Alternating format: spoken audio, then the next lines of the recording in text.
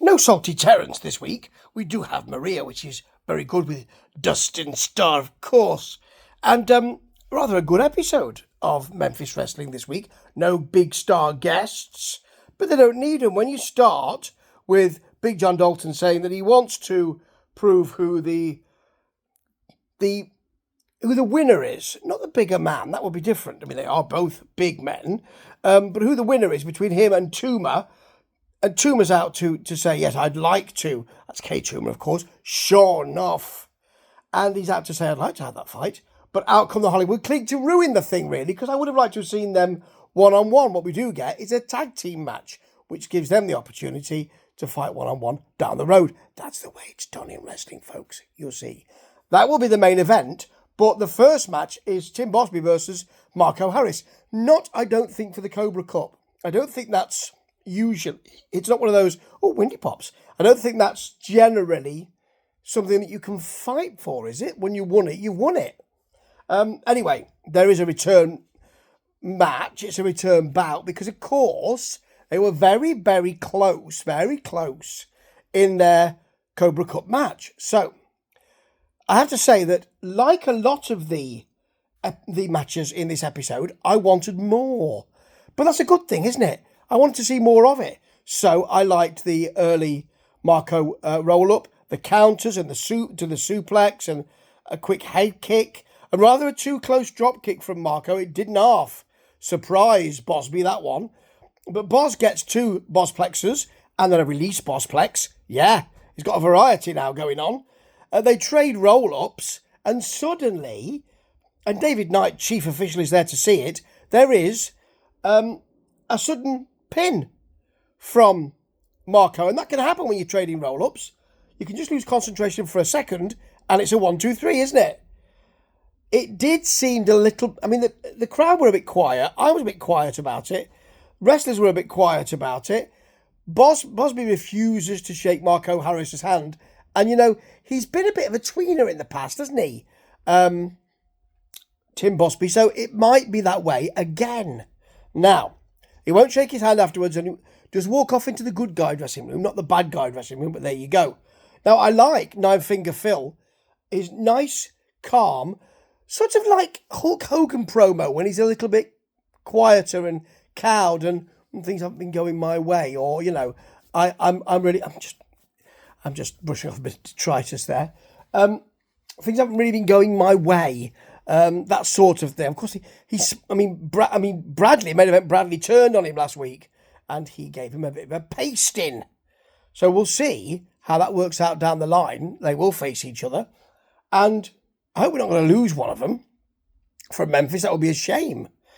Anyway, the O'Neills have got a number one contenders shot against the LA Hustlers. I don't know how, but they have. They've been on a bit of a winning streak, of course. So maybe that's why. That's the way it usually works, isn't it, Steve? Yes, it is. All right. Anyway, Lamont is put down early on, comes back with a spinning kick and a double suplex from the LA Hustlers. Devon gets a clothesline for both of them, slams rough shot Lamont.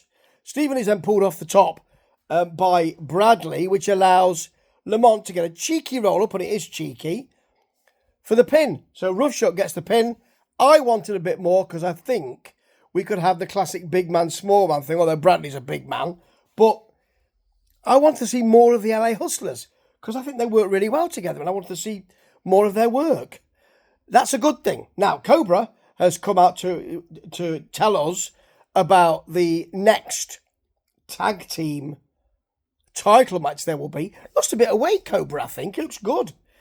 And it'll be another first for Memphis Wrestling. They had a first the other day, didn't they? What was it? Was it a gauntlet match? No, anyway, it's a first for Memphis. I'm not sure if it's a first for Memphis Wrestling entirely. I'm sure it's not. That's been going for many years, hasn't it? But a first for the revamped Memphis Wrestling. And it is a ladder match. We don't know who they'll be facing. But I don't think Lamont and Bradley look that happy.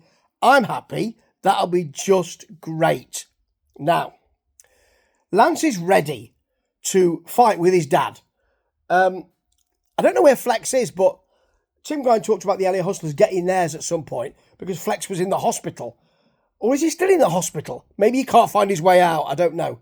They might have locked the door, and he thinks, I wish hello? Is anybody? I've been in here for 2 weeks. Hello? Yeah, anyway, he was in a hospital bed, or maybe he still is. Zaya Wolf is then in. And they will look, Tim Grimes said, we'll look after you. So they're now in a kind of group. I have seen a post in which they say, name this group. Wolf Grind? That sounds a bit rude, doesn't it? We don't want that. No, we don't want that.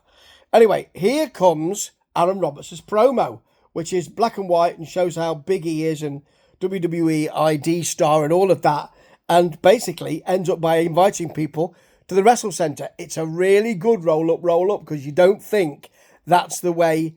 Because it's not like half-price tickets, everybody. It's not like that. It's really nicely done, because you don't think it's going to happen that way, and it does. Now, DDT versus Nixie for the tag team. Not the tag team. There's only one person in the ring on each side, Steve. The women's title. She's not got C-Rex with her anymore. I think C-Rex is done with Memphis for the moment, anyway. And Nixie attacks DDT whilst DDT is being introduced. It's very naughty. Gets some punches. DDT then avoids a run into the corner, hits that snapmare, and the leg lariat, which is called a leg drop by Dustin this week. I think it's a leg lariat, Dustin, actually. Nixie has got, I think she's got another belt. She's created another belt, and she hits DDT with that right in front of the referee, who of course calls for the DQ. It was a bit cheap, actually. I wanted a bit more again. It's a good thing. This is a good thing I'm saying this. Now, CJ Money chatting about not being a mummy's boy, and then his mum arrives and he has to get rid of his compatriot because she says, you can't hang, I'm not having you hanging out with people. I got you a big title shot last week, which she did, and it was the internet title shot, wasn't it? Yeah, it was, against Mike Anthony. And you didn't come out on top, so I want you to focus and I don't want you hanging out with people. She's so controlling. So controlling. Anyway, we then see the locker room, which is lovely, actually, because we hadn't seen this at Superbout, saying goodbye to DK. Obviously, Simon is not there because he just beat him. Yes, he did the job on the way out, did DK. And we got Salty Terrence filming it on his phone, which is great. It's lovely to see. And them the locker room hoisting him on the shoulders, him crying and hugging everybody. It's lovely, actually. Really nice family feel, And then Simon tells us he will destroy Memphis Wrestling. So that's nicely cut. You get that nice. Oh, Memphis Wrestling, such a lovely family. I'll destroy Memphis Wrestling. Okay. And here is your main event. It's Ray and Smooth for the Ray Collins. All the way, Ray. All the way. And Jay Smooth for Hollywood Clique versus, or the Clique, if you're in America, versus Tuma and Big John Dalton. There is some early Clique success, or Clique success. A choke from Collins and those smooth Garvin stomps. Yeah, like that. It is the Garvin stomp. It is. A nice Collins drop kick as well. He got full extension on that. But Dalton's back with a huge clothesline.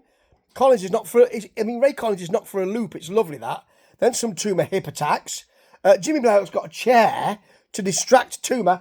Out comes Van Vicious, dressing down as usual. Chases Jimmy to the back with the chair that he grabs off him. And then meanwhile, Tuma gets the leg lariat and they get the pin. And they kind of look at each other as if to say, thank you for that, that was good. However, we have unfinished business, don't we? And indeed they do. It was good, this. It was a good episode. I mean, it didn't hit huge heights, but they never dipped below a certain standard, which is really good. I just wanted to see more wrestling. And you know what? Maybe one of those matches has to go for the wrestling to be a bit... For the wrestling matches to be longer. They can really do it, the wrestlers they've got in Memphis Wrestling, and I want to see more of it. Hopefully, we can have a look at that next week. Ta-ta.